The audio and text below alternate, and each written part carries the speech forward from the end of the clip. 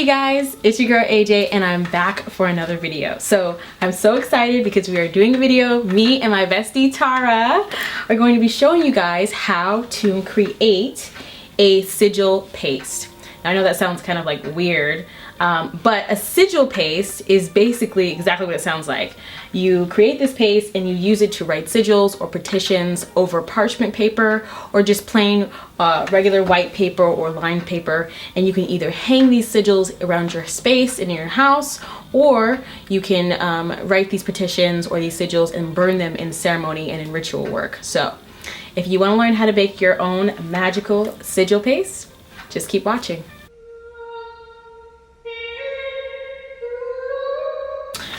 All right, you guys, so let's get into it.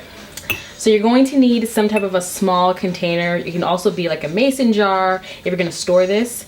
I would typically put it into like a small mason jar like this, but because we're just doing this for like a quick paste, I don't need that much. You're going to cleanse this with some type of a cleansing agent, Florida water, sage, just because you always want to do a cleanse on all of your magical tools before you set intention in them. Okay, and so the Florida water will evaporate, so you don't have to worry about it affecting the paste. So the basis of a sigil paste is really two things: ash and water. So that's really your main two functions. And so I'm going to be using the ash that's in my cauldron. The last couple of burns that I've used were like protection and power and healing. So there's already herbs that have been blessed and empowered that's in this blend that have been burnt here, as well as the ash from the coal and ash from me burning petitions in here. So there's a nice little collection, and I don't need a lot of this, but yeah. If you don't have ash, what you could do is you could write a petition on a piece of paper, in like parchment paper, fill it with some herbs, and then set that on fire. Use the ash from that burn in creating your sigil.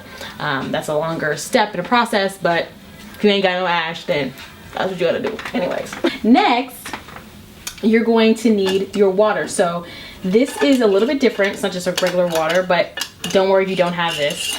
This is gemstone infused water. So this is an amethyst crystal in water. This has been in the full moon. I think it was Pisces full moon, which I have like five jars of Pisces full moon water. But it doesn't have to be a Pisces full moon. It could be whatever.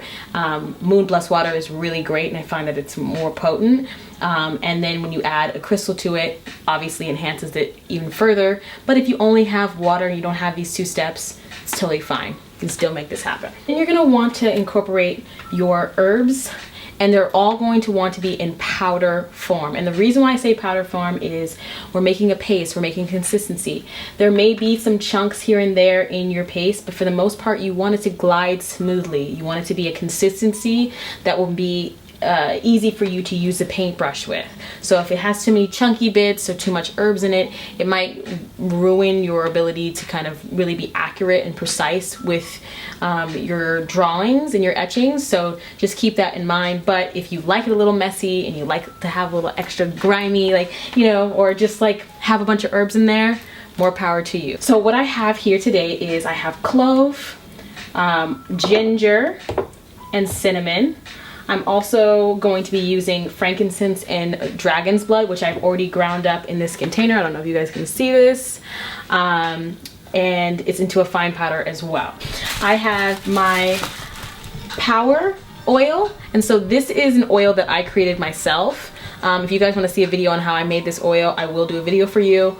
But this is a power oil for the beginnings of rituals, for success, for drive and determination and motivation in what you're doing, for clear focus, for daring, for risk. And I like to add this into everything that I do. I like to rub this on my hand before ceremony, and I also like to use it to enchant and empower items, wands, crystal staffs, all different types of stuff. I'm also going to be adding Crown of Success oil. So again, this is something that I created, so I don't have a recipe for you. But if you don't have Crown of Success oil, you could use any type of a intention-based oil or manifestation oil, and that's fine. But Crown of Success oil is gonna help you in this working. So let's get into it.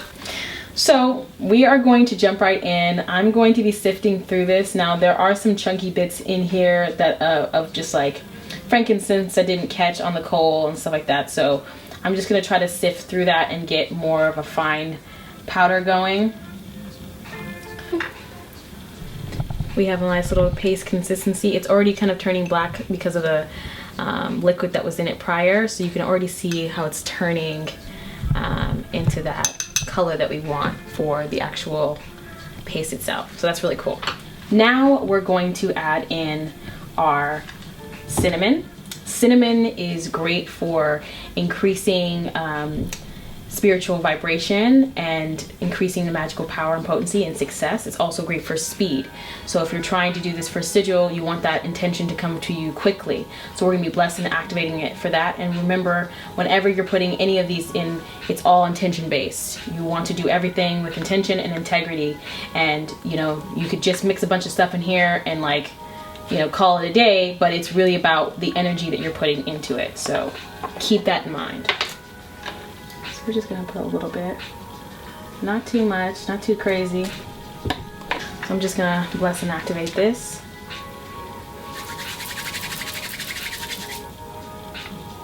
Now we're going to use ginger. Ginger is also one of those things that adds power, adds success to any working in any ritual.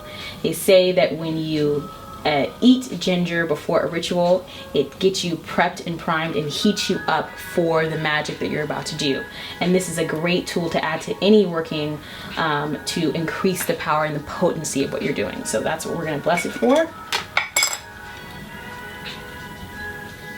And I wish you guys could smell this because the cinnamon and the ginger is just like so good right now.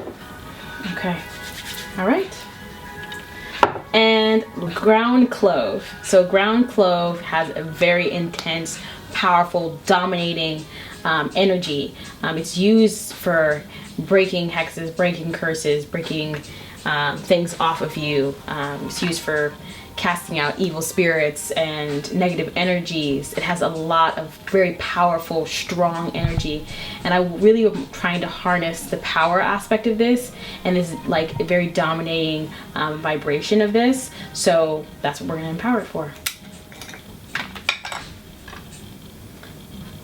And obviously, depending on what your intention is, like what kind of a sigil you're going to be writing, if you're going to be doing something for money, then you're going to want to put money herbs. And you could still use things like cinnamon and ginger, but maybe you'd like to do some alfalfa or bay or something else, and you want to grind it down to make it into more of a fine powder. Maybe you want to use neem, or you know, you can really get creative with it, but just keep that in mind. You don't have to use these exact herbs. You can use it based on the intention that you're trying to achieve. So if it's love, maybe you want to grind down some rose petals and some lavender and turn it into a powder, and that's going to enhance that working and that intention.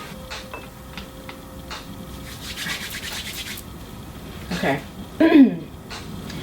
Next, we are going to be adding in our frankincense and dragon's blood blend. So frankincense is a booster for any spiritual working. It's used to cleanse, it's used to bless, it's used to purify, and it's just a really powerful magical resin that has been used for a very long time in a lot of different cultures and a lot of different traditions as sacred. So we're going to be using it in the same capacity to raise the vibration, but also we're christening this, we're creating a magical item, and so it's very fitting to use frankincense. Dragon's blood, same thing, very powerful, very potent, very protective.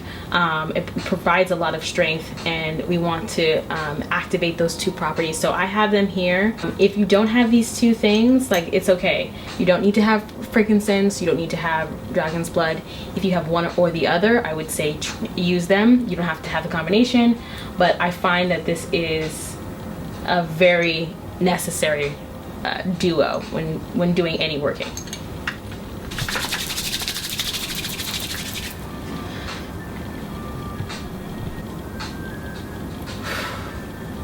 I can feel my hands heating up from that one.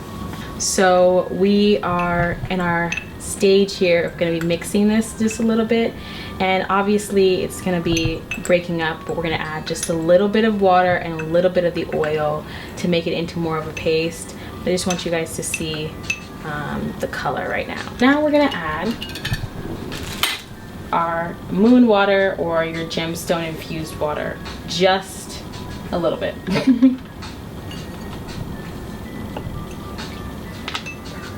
And you can like gauge it, go slowly. You can always put more in, but you can't take less out. So let me just show you guys. It's still a little soupy, but we're gonna keep stirring this and blending this together. And obviously, like if I wasn't happy with the consistency, I could add more ash, or I could add more of the spices here and get it exactly how I want it to be. I already feel the energy on this, actually. I can feel it vibrating off of the cup. Amazing. Awesome. So now we're gonna take it to the next level. This technically is it, right? This is the full thing of this, but I'm gonna take it to the next level because I'm extra like that. So if you're extra like me, you're gonna add in some type of a magic oil. Now, like I said, I have my power oil that I've created, and I have my crown of success oil, but you can do so many different things. Like really think about it, guys. You can literally endlessly do whatever kind of oil you want to put in here. If you don't have magic oils or intention-based oils, you could use olive oil, you could use almond oil, you could use coconut oil, you could use jojoba oil, rose hemp oil, whatever the case may be. As long as you know the metaphysical properties and the magical properties of what it is that we're doing, then you're fine. So like let's say so here we go. This is Millionaire Pussy. This is a really great oil. I really love this company. I love this work. This woman it's a female owned business, black owned business, which I really support and I really love. And she has a gypsy oil that I am in love with, and I literally am about to go buy another bottle from her. But you could add something like this into it. You could also do something like this. This is from Inexplicable Things. This is Fast Cash oil. If you're doing a money paste or whatever the case may be, you could be doing something for protection. And this is from Conjured Cardea. And so this is a fiery wall of protection, and you can add this into the blend as well. So like I said, you can get creative with this. We're going to do the power oil first. I have a little dropper bottle.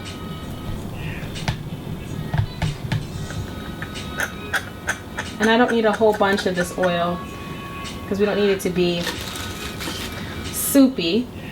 I'll just shake this up.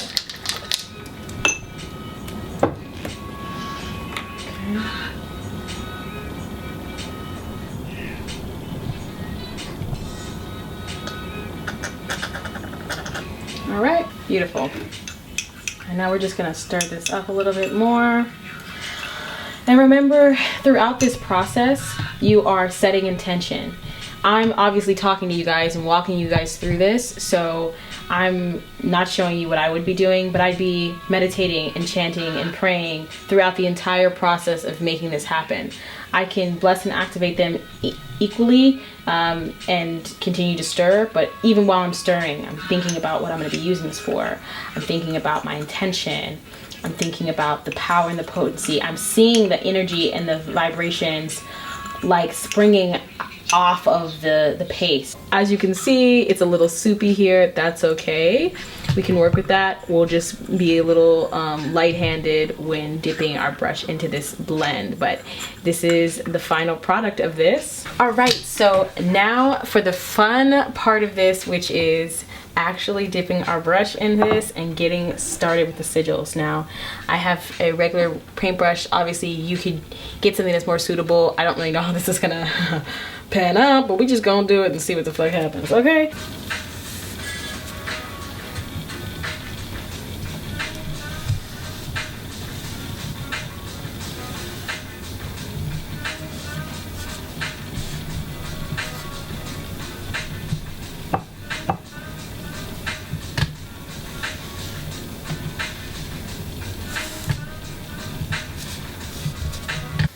Now this isn't a sigil that has any real meaning to me, but as you can see, this is kind of like how it would pan out. Now, if we were to do something a little bit different, maybe we're writing something instead of it being just a symbol. If you have a smaller brush, you can do smaller strokes instead of having to do such big letters. All right. Add things like mica or different types of pigments to give it a different color. You could also do that. I encourage you to even maybe add some of these things with paints. You can really take it to the next level and do pretty much anything, but this is really to just spark ideas in you, give you some type of a clue in and how to work this and how this would look. Another way you could do this is, like I said at the beginning, you could take this and burn this sigil in a cauldron or in a fireplace or whatever the case may be to set that intention up. At the very end, you could do a sigil over you could write your intention on this and then do a sigil over the top of that intention and then set it on fire or fold it up and bury it or whatever you're gonna do with it. All right, you guys, so here it is, final touches. Like I said, take this and make it your own and be creative with it. Thank you guys so much for watching this video. And if you like this video, like it, subscribe, share this video with somebody else, and tell me down below in the comment section if you tried this, how it worked out for you, how you were creative with this, how you changed it, how you tweaked it, because I love hearing what people do and the unique ideas that you guys can come up with. So I love you so much. Thank you for watching, and I'll see you in my next video. Be blessed. 'Cause I wanna stay high.